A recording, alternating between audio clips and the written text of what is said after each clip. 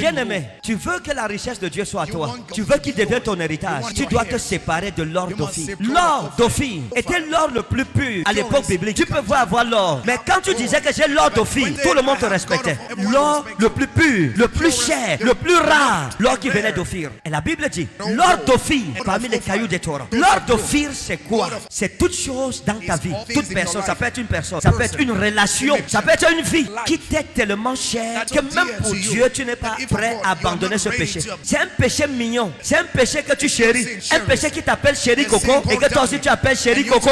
C'est un péché dont tu es amoureux et ce péché est aussi amoureux de toi. Dans tous les cas, vous avez une idylle d'amoureux. Le péché là, on peut venir à l'église, on confesse. Tu confesses tout le reste des péchés, hein, sauf le péché là. Tu es prêt à tout abandonner sauf ce péché. C'est cette chose que la Bible appelle l'or d'Ophir. Ce péché que tu aimes, ce péché dont le goût dépasse celui de tous les péchés. Tu es prêt à abandonner tous les goûts des autres péchés pour juste conserver le goût de ce péché-ci. Ce péché s'appelle l'or d'Ophir. La Bible dit, c'est même là-bas. Tu dois commencer par te séparer de l'or d'Ophir dans ta vie. Jette cet or dans la poussière de la terre, parmi les cailloux des torrents. Et le Tout-Puissant deviendra ton or.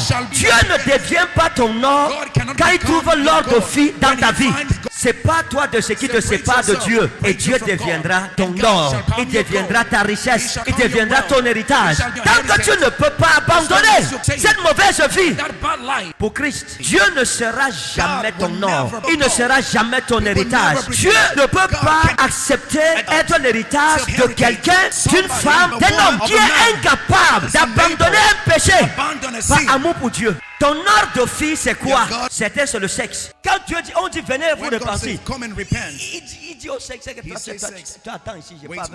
Le mensonge, je peux laisser. Le vol, je peux laisser. La boisson, je peux laisser. Mais toi reste, c'est bien. Je vais livrer tes frères. Je reviens continuer notre histoire. Tant que tu n'as pas abandonné, tu n'as pas. Écoutez, Dieu ne peut jamais s'associer à une personne qui ne peut pas abandonner la moindre chose par amour pour lui. Moi-même, si je suis un homme, je suis ton mari, tu ne peux pas abandonner un mauvais caractère par amour pour moi.